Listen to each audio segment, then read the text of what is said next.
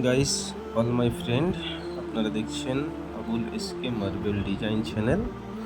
তো এটা একটি বাড়ির র্যাম্প তৈরি করা হয়েছে, কমপ্লিট হয়ে গিয়েছে। আমি বাইকটা উঠিয়েছিলাম, তো নামাচ্ছি, কমপ্লিট লুকে দেখাচ্ছি। তো শুরু থেকে শেষ পর্যন্ত দেখাবো। তো যারা যারা চ্যানেলটি সাবস্ক্রাইব করেছেন থ্যাংক ইউ। যারা যারা এখনো চ্যানেলটি সাবস্ক্রাইব করেনি প্লিজ চ্যানেলটি সাবস্ক্রাইব করুন। তো চলুন একদম প্রথম থেকে আমি দেখাই, আপনারা স্কিপ করবেন না, স্কিপ করলে কিছু বুঝতে পারবেন না। দেখুন, দুটো ধাপ রয়েছে, দুটো ধাপের মধ্যে র্যাম্পটি রয়েছে।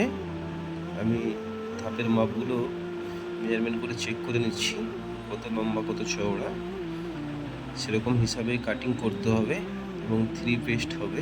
সমস্ত পার্ট পার্ট করে কাটিং করে করে আমি দেখাবো। এগুলো হচ্ছে আমার ধাপ, যে সাইজে লাগবে ধাপ কাট চলছে, কাটিং চলছে। ধাপগুলো যে হিসাবে লাগবে এবং লম্বা চওড়া সেই হিসাবে কাটিং চলছে। এবারে কাটিং হবে বাটাম, যেহেতু 3 পেস্ট হবে।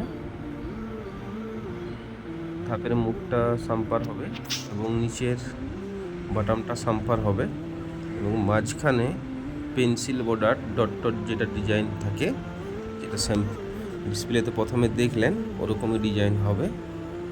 তো ভিডিওটা একটুকু বড় আছে, খুব বেশি বড় নয়, 8 মিনিটের ভিডিও। এসব বাটাম কাটিং হচ্ছে।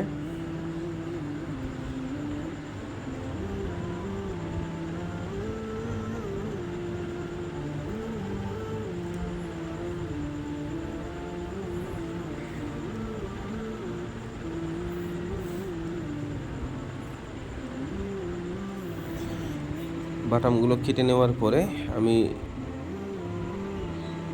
যে চিপগুলো কাটিং হবে 5 mm, সেই চিপ করার জন্য ডাইস বানানো হচ্ছে। এখানে পার্কিং ডাইস বসানো রয়েছে, তার জন্য এক্সট্রা করে আর ডাইসের যোগান বানাতে লাগেনি, ওখানেই ঠেকিয়ে কাটিং করা হয়ে যাচ্ছে। তো এটা চিপ লাগানো হয়েছে, 95 mm চিপ লাগানো হয়েছে, 5 mm থিকনেসের কাটিং হবে। তো এটা মার্বেল কাটিং দিয়ে কাটলে হবে না, ডাইস কাটিং ওটি ব্লেড দিয়ে কাটতে হবে, নাহলে জয়েন্টগুলো ফেটে ফেটে যাবে, মোটা হবে। আমি গ্রেনাইট কাটছিলাম স্পিড ব্লেড থেকে। স্পিড ব্লেড একদম স্মুথ গ্রেনাইট কাটে, যত হার্ড মার্বেল হোক কোনো সমস্যা থাকে না।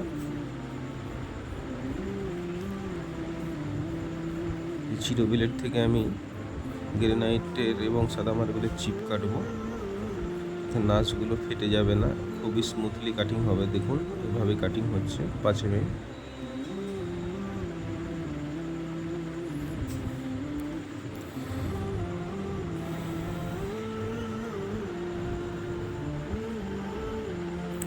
এভাবে পরপর সাদা এবং কালো সমস্ত চিপগুলো কেটে রেডি করে নেব।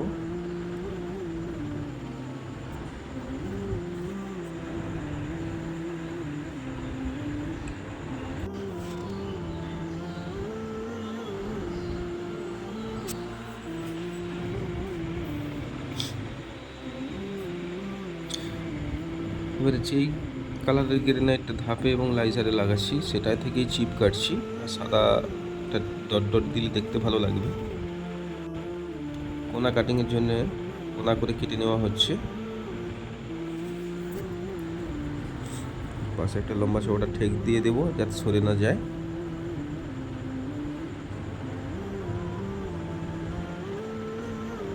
একা একা কাটা যাবে বন্ধুরা, মানে এখানে যেহেতু আমার ডবল লোক আছে, তার জন্য কাটবে একজন, উঠিয়ে নেবে, ঝুলতে হবে, তার জন্য একা একা কাটা যাবে খুব সহজে।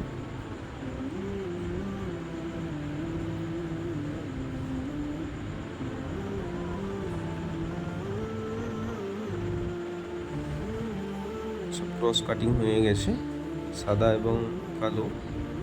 এগুলো বালি চালনার উপরে রেখে ধুয়ে নিয়ে এলে বালিগুলো সব ঝরে যাবে, জলও ঝরে যাবে, শুকনো হয়ে যাবে। এবারে পেস্টিংয়ের কাজ হবে, মোল্ডিং হবে, সাম্পার হবে, পলিশ হবে, তারপরে ফিটিং হবে। পরপর দেখতে থাকুন বন্ধুরা, আবার নেক্সট ভিডিওতে আসছি।